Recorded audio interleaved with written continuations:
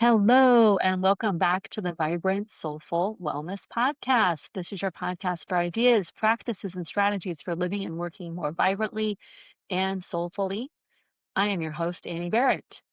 My work over the past 25 years has been guiding individuals, groups, and workplaces toward higher well being and greater fulfillment using tools of coaching, lifestyle medicine, habit change science, mindfulness, Ayurveda, and yoga. And I am glad that you are here. In today's episode, we are going to talk about meeting the parts of us that resist change. So, in my last podcast, I was talking about how we make change. It's the beginning of the year, and many of us have agendas. And now it's the end of January. And we may find that there were things that we started the month saying we were going to do, and we're recognizing that there's some parts of us that are getting in the way of change. And I'm wearing my hat as a health and wellness coach that has received training in internal family systems model. And I'm going to introduce you to some of those ideas here and talk about how internal family systems, or IFS, can give us some ideas for how we can normalize that kind of inner conflict between I want to do this, but I can't seem to quite get it done, and how we can move forward. So just let's begin with just normalizing that this is a thing for most every human who lives on this planet. Have you ever found yourself wanting to do something healthy for yourself and at the same time resisting it? Of course you have. A part of you wants to eat differently, maybe a better diet, more fruits and vegetables, wants to change up the menu, wants to pay attention to how much you're eating and whether you're eating for reasons of hunger or other things. Another part of you wants to start lifting weights, going to the gym, work out more, use that exercise bike that's been collecting dust in your garage. Another part of you wants to start a mindfulness practice, knows that having a little quiet time to sit and meditate every day would be good. Maybe there's a part of you that wants to make an appointment with a therapist. A part of us wants growth and change. In fact, inside, I think every human being has an innate desire to grow, to evolve, to learn in this lifestyle. So we see a better tomorrow and we want to move toward that. And yet, here's the rub. Another part of us feels really comfortable where we are. That part may be uninterested or afraid of change. Maybe it's even hiding under the covers, not wanting to budge. Or maybe it's a part of you that feels confused or overwhelmed. There's so many choices that it's hard to figure out what to do next. Or maybe a part of you is critical, saying, well, I know you want that, but guess what? You're not going to be able to pull that off. That's not for you. And in so many cases, we find that there's a kind of an inner polarity. A part of us wants to move in this direction. Another part of us says, no, you can't go there. And when they butt heads, we feel kind of paralyzed. I'm turning 50, shared in my last podcast episode how I know I need to step into more weight training. That's what we're supposed to be doing in our 50s. Everybody's all over the place. We need to weight train. My friends are talking about it. My doctor has told me. I read articles about it. And I shared in my last episode how I've just been really comfortable with the exercise routine that I've been in. Doing stuff on my yoga mat, walking, and all of that is really good.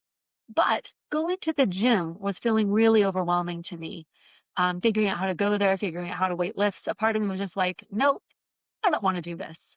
And I bet you have inside you a part of you that wants to change, part of you that doesn't want to change. You can go back and listen to my last episode and learn what I've done, how I've befriended those parts and figured out how to get to the gym and lift weights. But I want you to think about this for yourself. How it can feel confusing and discouraging to want to make change and then feel like you can't make change. And as I talked about in the last podcast episode, resistance is not failure. Resistance might show up as procrastination. Yeah. I'll do it next week, or I'll take a look at that tomorrow, or maybe next month. Also shows up as overwhelm. Whoa, there are so many choices. I don't even know where to begin. I don't know which path I should do. It shows up as I know what to do, but I can't, or, but I don't think I can pull this off. You know, these are parts of us that show up, and they may feel like they're sabotaging us, but often that kind of resistance is coming from a place of wanting to protect us. So, if we were to shine a compassionate lens towards understanding these parts of us that are getting in the way of the kind of change we're looking for, we might consider, yes, like I said before, a part of us that wants to grow, a part of us that really wants safety, wants to stay put, or feels critical of change. These parts are inner critics, inner doubters, feel frustrated or even upset or overwhelmed, or maybe they're so perfectionist that they can't move forward because it's got to be perfect. All of these parts developed for good reasons. And as they say in internal family system, there are no bad parts. There's no bad parts. Even when parts developed for good reasons, and when we ignore or override them, they actually push back harder. So the way forward is actually to get to know these parts, to recognize, oh, here I am thinking that today is the day I go to the gym to lift weights and I don't want to. And getting to know the part of me that doesn't want to. And asking what what does this part need? What might this part in me need? Maybe this part of me that doesn't want to go to the gym feels overwhelmed. That's true for me. I don't quite have the confidence in the gym that I have in some of my other exercise routines. So maybe this part of me needs a buddy. Maybe this part of me needs to see the workout spelled out. Maybe this part of me needs to spend a little time and figure out how to work it into my calendar. And we just start to get curious about what this part of me might need. Why is it resisting? Why is it in the way?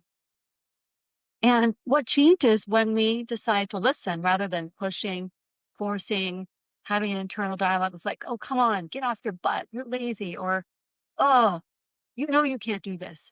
What changes when we listen instead? Well, first of all, we invite curiosity. And when we're not frustrated, but instead curious, why is this playing out? Why is this inner dynamic happening? That curiosity creates softening. Huh, let me listen a little bit. And when I listen from that place of getting to know this part, I begin to understand, oh, I'm overwhelmed. This part of me is overwhelmed. Oh, this part of me really wants to do this with a buddy. She would feel so much more comfortable if she could go to the gym with a buddy. Or, oh, she needs advice. There's all these different options and she needs a trusted friend or mentor who can give her advice. And once I have that understanding, then there's a pathway forward. There's choice, there's opportunity, and also, even more importantly, that kind of curiosity combined with compassion builds trust on the inside. I start to trust what's going on inside me a little bit more. There's no bad parts. There might be some parts of me that are anxious or doubting or insecure or overwhelmed or tired or stressed out. When I get curious and learn about those parts and build that trust, this is me stepping into self leadership. Self with a big capital S. And when I can come into that place of my core that I'm going to call self with a capital S, what I find there's clarity. I can see the forest from the trees. I can see, oh, there's all these little voices, but I'm the leader in the room. I have compassion. I have compassion for myself. I have compassion for my parts. I have more confidence because I can see things and I have more confidence for moving forward. Curiosity helps me get to that confidence. And I feel connected to who I am, connected to these different parts of me. And I'm able to have the courage to step into a different way of being. This can take some time. It's not necessarily going to happen maybe all in 10 minutes or an afternoon. Sometimes it actually takes talking to someone who's been trained in IFS about this, or just sitting down and journaling it and getting to know ourselves better. But this stepping into self leadership is really the key for moving forward. And how this shows up in health and well-being, well, I work with clients who are interested in making different choices with regards to their eating patterns, the food choices they're making, how they're eating, why they're eating. I also work with clients who are interested in moving differently, getting more exercise, figuring out what kind of exercise will feel good to them, figuring out how to feel good in their body. Sometimes what our health and well-being agenda might be will be around rest and boundaries. Maybe you're having a hard time making time for rest, or you're having a hard time setting boundaries in your life that protect your time and energy. Or maybe everything just feels so overwhelming and you need some strategies around stress. So all of these different areas requires taking a step forward. Meal planning, for example, with food choices. Wow, that requires getting a notebook or putting something on the fridge. Taking time to meal plan is figuring out recipes, figuring out what I've got and what I need to shop for. Movement habits, we're really momentum. The things we've done has momentum. So making a change can feel hard, scary. Lifting weights, going to a new gym, starting a yoga class, getting more cardio. I don't know. How do I do that? Rest and boundaries. Each of these, it's hard. It's hard to make change. But when we can get curious about the parts in us that are resisting change, listen to those little voices, get to know those parts. Well, then, with that kind of compassionate lens, we find that we are able to move forward. We're able to set aside the time that we need, find a trusted mentor or the friend who can help us, find the information, the resources. And then this then allows us to move forward, to make the change, to step into that growth mindset from a place of feeling clear, connected, grounded, confident.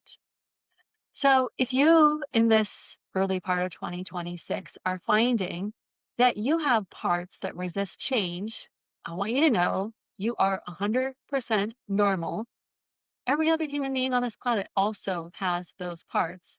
And rather than pushing and getting frustrated, I invite you to get curious, to learn, to journal, to have a conversation with yourself, maybe with someone else as well, and figure out what it is that's resisting the change and shine a compassionate, passionate lens and see if you can help that part that's resisting change understand and become an ally towards making change. So that's my message for you today in this podcast, that you can get to know the parts of you that resist change. And if you're looking for more support to make this happen, I would love to invite you to, one, if you're not already on it, to just get on my newsletter, because these are the things that I write about in my blog and I talk about, and you'll be part of that conversation. Maybe you're interested in coaching. Coaching is a safe space where we can meet resistance skillfully with support. Or maybe you might be interested in my membership program, which is a place where we practice self-compassion and community. However you choose to get it, I hope that you can create for yourself a means of non-judgmental support, a means of normalizing the inner conflict that we have, and the support that you need to chart a path forward for yourself this year. Because nobody wants to live just going through the motions, just getting by. We want to step into flourishing, and we want to discover what flourishing looks like for us, what well-being looks like and feels like. And it's not just something from the outside in. As you've learned today, this is a process that moves from the inside out.